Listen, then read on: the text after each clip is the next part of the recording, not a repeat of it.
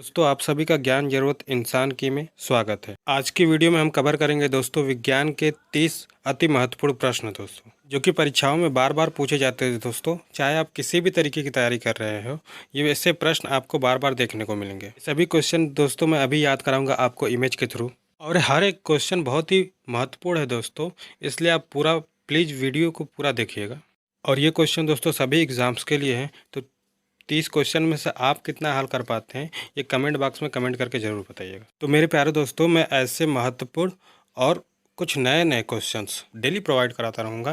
तो अगर आप चाहते हैं कि हर एक वीडियो का नोटिफिकेशन आपको मिल जाए, तो दोस्तों चैनल तुरंत सब्सक्राइब करें और अपने दोस्तों, भाई बहनों, रिश्तेदारों के साथ भी शेयर करें। दोस्तों बिना किसी देरी के स्टार्ट करते हैं आज का आपका पहला प्रश्न।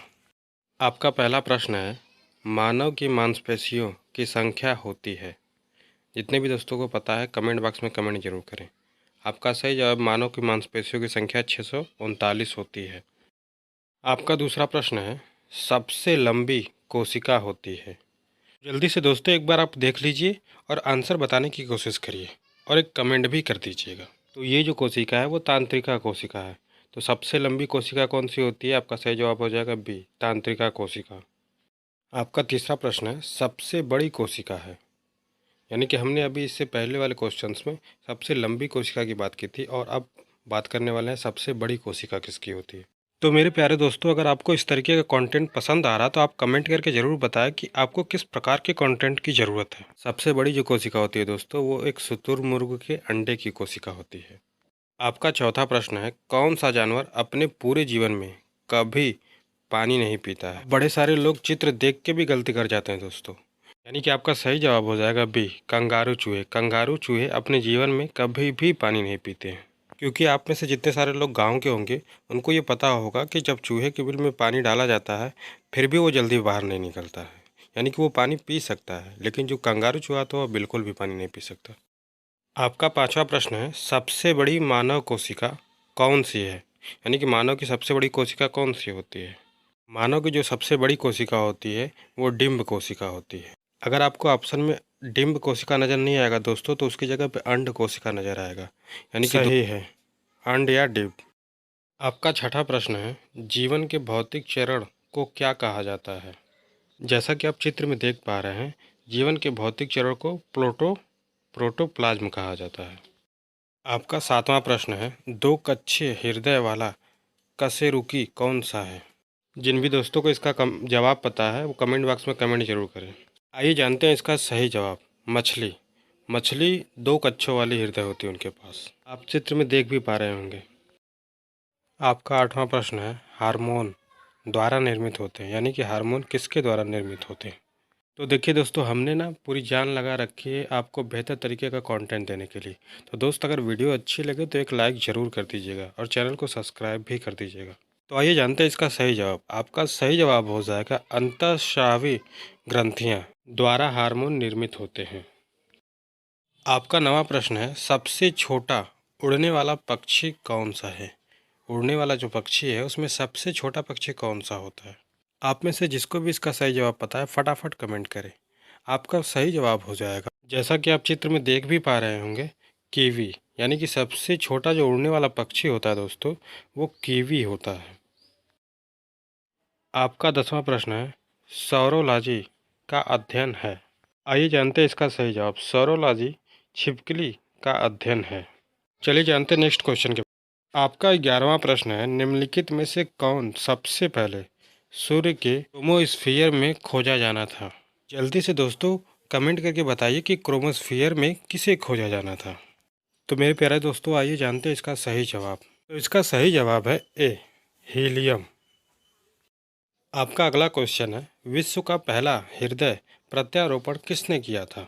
अगर आपको सेशन अच्छा लगता है दोस्तों, तो आप एक छोटा सा कमेंट करके बता सकते हैं कि हाँ सर, हमें इस प्रकार की वीडियो चाहिए, ये जानकारी सही है। तो हम उस चीज़ों को बेहतर तरीके से और अच्छी नॉलेज के साथ प्रोवाइड करने की कोशिश करेंगे। आपका सही जवाब है डॉक्टर क्रिस्टियन बर्नार्ड।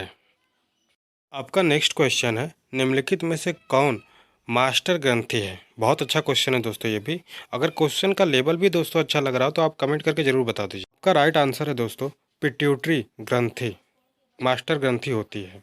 आपका नेक्स्ट क्वेश्चन है दोस्तों, शरीर की सबसे बड़ी रक्त वाहिनी कौन सी है?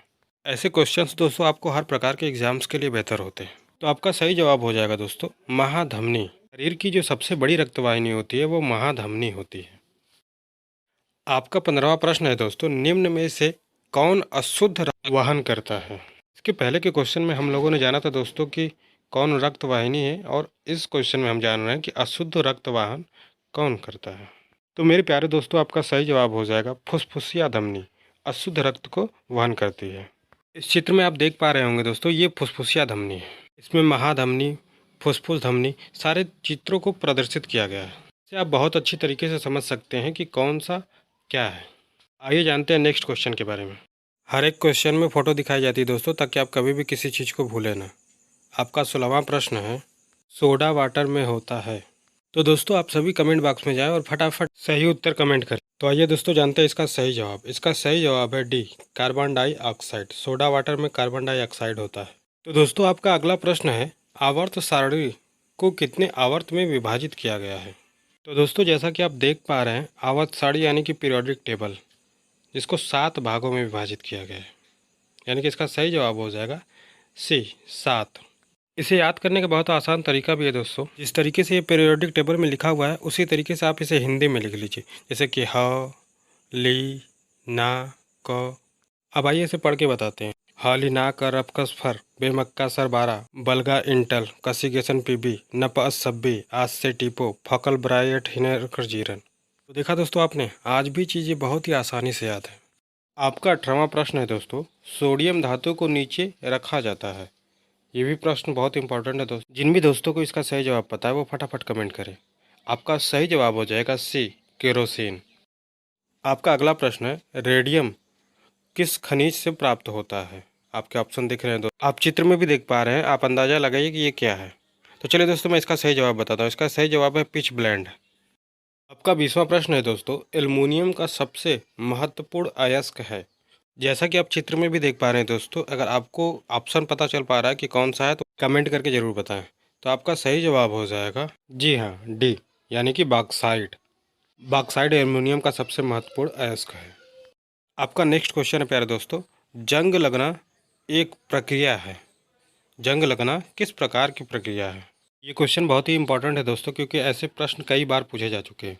जैसे कि पहले पूछा गया था, लोहे पे जंग लगना किस प्रकार की प्रक्रिया है, या लोहे पे जंग लगने के बाद लोहे का भार कम हो जाता है या ज़्यादा हो जाता है। तो ऐसे क्वेश्चन बहुत ही इंपॉर्टेंट है दोस्तों। तो आइए जानते हैं इसका सही जवाब क्या है। जी हाँ दोस्तों, इसका सही जवाब है बी, ऑक्सीकरण। आपका 22वां प्रश्न है, निम्नलिखित में से कौन सा मिश्रण नहीं है? आपका सही जवाब हो जाएगा बी, ग्रेफाइट। ग्रेफाइट मिश्रण बिल्कुल भी नहीं है। आपका नेक्स्ट क्वेश्चन है दोस्तों, किस विज्ञान को कभी कभी केंद्रीय विज्ञान कहा जाता है? बहुत ही बेहतर क्वेश्चन है दोस्तों। तो इस तरीके के बेहतरीन बेहतरीन क्वेश्चन हम आपको प्रोवाइड कराते रहते हैं दोस्तों। तो अगर आपको अच्छा लगे वीडियो, जानकारी अच्छी लगी, तो अपने दोस्तों के साथ भी शेयर करिए और चैनल को सब्सक्राइब कर दीजिए, साथ में एक लाइक भी कर दीजिएगा दोस्तों। तो आपका सही जवाब है दोस्तों सी, रसायन विज्ञान। रसायन विज्ञान को कभी कभी केंद्रीय विज्ञान भी कहा जाता है। आपका 24वां प्रश्न है दोस्तों, उस प्रक्रिया का नाम क्या है जिसमें ऑक्सीजन को हटा दिया जाता है? आपका सही जवाब क्या हो सकता है दोस्तों? जी हाँ दोस्तों, आपका सही जवाब है सी, कमी। आपका 25वां प्रश्न है दोस्तों, निम्नलिखित में से कौन नोबेल गैसों का तत्व नहीं है? अब मेरे प्यारे दोस्तों, इस क्वेश्चन का आप सही जवाब तभी दे पाएंगे जब आपको पीरियोडिक टेबल पूरी तरीके से याद होगा। क्योंकि पीरियोडिक टेबल में आपने देखा होगा, तो ये जो आपको तत्व चित्र में दिख रहे हैं, ये सब क्या है? नोबेल गैस का। अब अगर आप नोबेल गैस को देखें और ऑप्शंस को देखें तो कौन सा मेल नहीं खा रहा है, यानी कि जो चीज़ नोबेल गैस में नहीं होगी वो इसका सही जवाब होगा। तो आपका सही जवाब है दोस्तों सी, हाइड्रोजन। आपका 26वां प्रश्न है, विद्युत बल्ब में सामान्यतः भरी जाने वाली गैस है, यानी कि विद्युत बल्ब में सामान्यतः कौन सी गैस भरी जाती है? ये क्वेश्चन भी बार बार पूछा जा चुका है दोस्तों। तो आपका सही जवाब हो जाएगा डी, नाइट्रोजन। अब आइए जानते हैं दोस्तों आपका नेक्स्ट क्वेश्चन क्या है। कौन सी गैस ग्रीन हाउस गैस के रूप में नहीं जानी जाती हैं? ये भी क्वेश्चन इंपॉर्टेंट है दोस्तों। हम इसी तरीके के बेहतर क्वेश्चन आपको प्रोवाइड करने की पूरी कोशिश करते रहेंगे। आइए जानते हैं इसका सही जवाब क्या है। जी हाँ दोस्तों, इसका सही जवाब है बी, हाइड्रोजन। आपका 28वां प्रश्न है, पानी की अस्थायी कठोरता को जोड़ने से दूर किया जा सकता है। यानी कि पानी की जो अस्थायी कठोरता है उसको जोड़ने से दूर कैसे किया जा सकता है। जैसा कि आप चित्र में देख पा रहे हैं दोस्तों, इसमें क्या है कि अब इसके पानी की कठोरता को दूर करने के लिए, जी हाँ सही बताया, सोडियम कार्बोनेट को डालना पड़ेगा, तब जाके इसमें पानी की कठोरता दूर होगी। तो आपका राइट आंसर हो जाएगा दोस्तों बी, सोडियम कार्बोनेट। का 29वां प्रश्न है दोस्तों, वॉशिंग सोडा किसका सामान्य नाम है। यानी कि किस चीज़ का, ऑप्शन में जो दिख रहा है आपको, किसका सामान्य नाम वॉशिंग सोडा है। जैसा कि चित्र में आप देख पा रहे हैं दोस्तों, मैंने आपके सोडे के चित्र के साथ साथ फार्मूला भी प्रोवाइड किया है। तो अगर जिसको फार्मूला याद होगा वो तुरंत पकड़ लेगा कि इसका सही जवाब क्या है। मेरे प्यारे दोस्तों, आइए जानते हैं इसका सही जवाब क्या है। इसका सही जवाब है ए, सोडियम कार्बोनेट। आपका 30वां प्रश्न है दोस्तों, पोटेशियम नाइट्रेट का प्रयोग किया जाता है। पोटेशियम नाइट्रेट का प्रयोग कहाँ किया जाता है। अब आप में से अगर जो ज़्यादातर लोग गांव के होंगे उन्हें सही पता होगा कि इसका प्रयोग कहाँ किया जाता है। तो मेरे प्यारे दोस्तों, आइए जानते हैं कि पोटेशियम नाइट्रेट का प्रयोग कहाँ किया जाता है। पोटेशियम नाइट्रेट का प्रयोग उर्वरक के लिए किया जाता है, यानी कि खेतों में डालने के लिए। तो मेरे प्यारे दोस्तों, मैं आपके लिए एक क्वेश्चन छोड़ के जा रहा हूँ जिसका सही जवाब आपको कमेंट बॉक्स में बताना है। प्रश्न है, निम्नलिखित में से किसका प्रयोग पेंसिल में किया जाता है। तो मेरे प्यारे दोस्तों, फटाफट इसका सही जवाब कमेंट बॉक्स में बताइएगा। वीडियो अच्छी लगी हो दोस्त तो लाइक कर दीजिएगा और अपने दोस्तों के साथ भी शेयर कर दीजिएगा, और चैनल को सब्सक्राइब कर दीजिएगा दोस्त, ताकि वीडियो बनाने में बहुत ही मेहनत लगती है और आपका सपोर्ट रहेगा तो बहुत ही अच्छी अच्छी नॉलेज मैं नेक्स्ट वीडियो में आप हमेशा प्रोवाइड कराता रहूँगा। तब तक के लिए गुड बाय।